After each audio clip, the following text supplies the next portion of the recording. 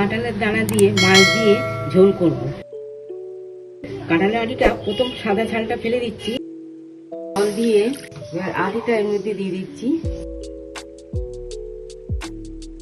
অল্প লবণ, অল্প বেকিং পাউডার দিয়ে এটা আমি সিদ্ধ করে নিচ্ছি, তাহলে লাল ছালটা উঠে যাবে।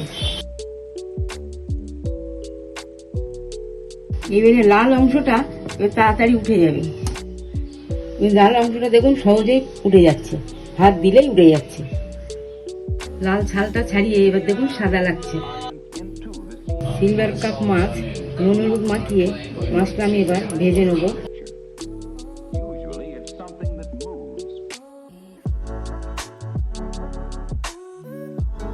তেল আমার হয়ে এসছে,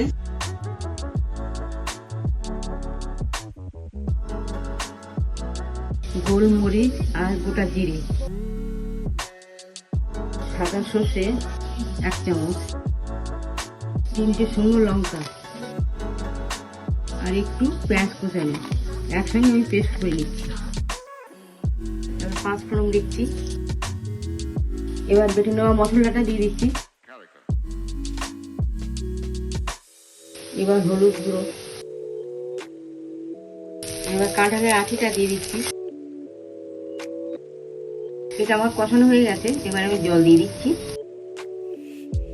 এবার ভেজে রাখা মাছটা আমি ঝোলের মধ্যে দিয়ে দেবো। এবার আমি লবণ দিয়ে দিচ্ছি,